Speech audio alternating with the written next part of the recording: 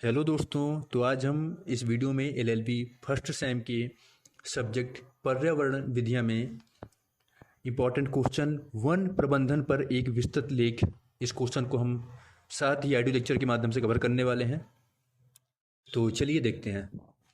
तो आप इसे पढ़ने के साथ सुनकर भी अच्छे तरीके से समझ सकते हैं और याद कर सकते हैं।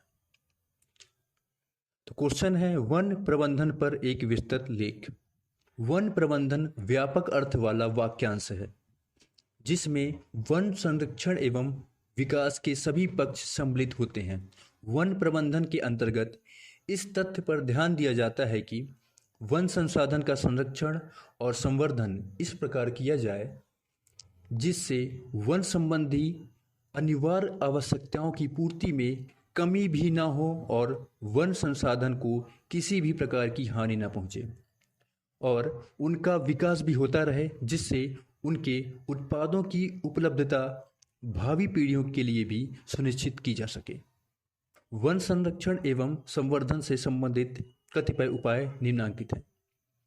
तो वन संरक्षण से संबंधित जो उपाय है ये पॉइंट में है। तो चलिए आइए हम देखते हैं इसका पहला पॉइंट, दावाग्नि से बचाओ, यानी कि अग्नि से बचाओ, प्रोटेक्शन फ्रॉम फॉरेस्ट फायर।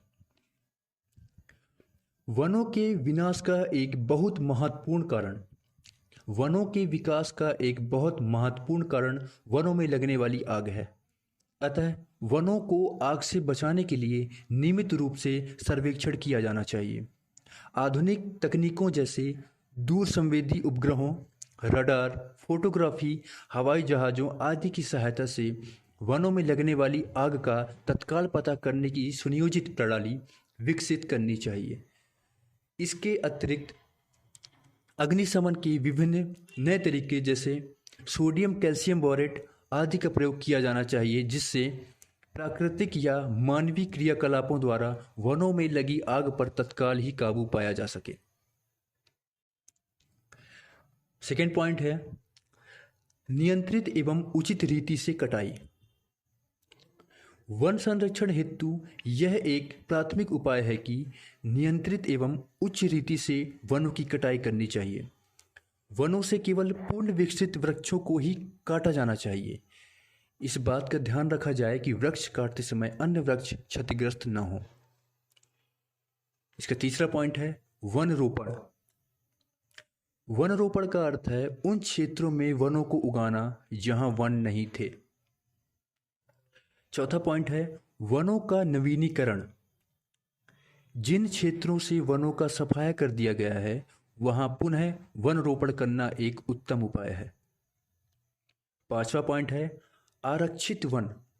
पारिस्थितिक रूप से दुर्बल क्षेत्रों, ढलानों, जल विभाजकों पर वनों का रोपण करना चाहिए तथा उगे हुए वनों को आरक्षित वन घोषित कर देना चाहिए। यह आवश्यक है। इन वनों में किसी भी प्रकार की मानव क्रिया पूर्णतः निर्बंधित होनी चाहिए। छठवां पॉइंट है पवित्र कुंज। धार्मिक स्थलों के आसपास वनों को विकसित किया जाना चाहिए, क्योंकि वहां धार्मिक कारणों से वनस्पतियों को तोड़ने के लिए निषेध लागू करना आसान होता है। इस प्रकार के पेड़ों को पवित्र कुंज की संज्ञा दी जाती है। नेक्स्ट पॉइंट है पॉइंट नंबर 7, उत्पादनोन्मुख वृक्ष, प्रोडक्शन प्लांटेशन। वन क्षेत्रों पर दबाव कम करने के लिए परती एवं बंजर भूमि पर ऐसे वृक्षों का रोपण किया जाना चाहिए जो उद्योगों में कच्चे माल के उत्पादकों के रूप में काम आए। नेक्स्ट पॉइंट है 8वां, उन्नत वनवर्धन। इस पद्धति में वन के वृक्षों व वनस्पतियों को उन्नत बनाया जाता है तथा उनसे अधिक पैदावार उत्पन्न की जाती है। इस प्रकार के पौधे तेजी से विकसित होते हैं, कीटरोधी होते हैं तथा विपरीत परिस्थितियों में भी विकासशील रहते हैं। नेक्स्ट है पॉइंट 9, पैदावार की खंडवार कटाई। इस प्रणाली में वन को खंड में बांट दिया जाता है, अर्थात 20 वर्ष में परिपक्व होने वाले वृक्षों को 20 खंडों में बांट दिया जाता है। यहाँ वर्ष में जितने वृक्ष काटे जाते हैं उनके स्थान पर उतने ही नए वृक्षों का रोपण कर दिया जाता है। नेक्स्ट है पॉइंट 10, सामाजिक वानिकी। इसके अंतर्गत स्थानीय लोगों द्वारा साझी ग्रामीण भूमि, खाली भूमि, रेलवे की भूमि तथा सड़कों के किनारे त्वरित गति से विकसित होने वाले वृक्षों जैसे अर्जुन, पॉपुलर, करंज, बांस, खैर आदि का रोपण किया जाता है ताकि स्थानीय लोगों की फलों, ईंधन और चारे की प्रतिदिन की आवश्यकताओं की पूर्ति की जा सके। नेक्स्ट पॉइंट है 11, वनों का पर्यटन स्थलों के रूप में विकास।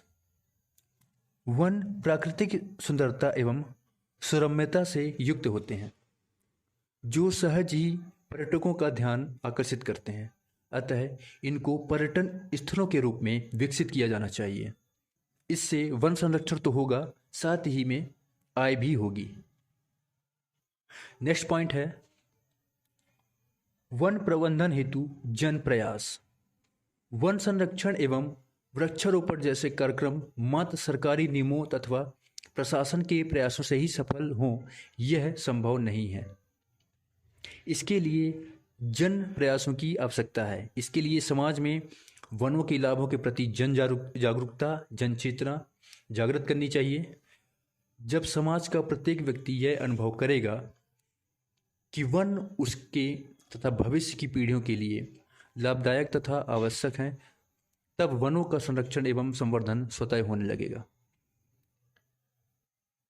तो दोस्तों, इस वीडियो में इतना ही। मिलते हैं नेक्स्ट वीडियो में, तब तक के लिए बाय बाय।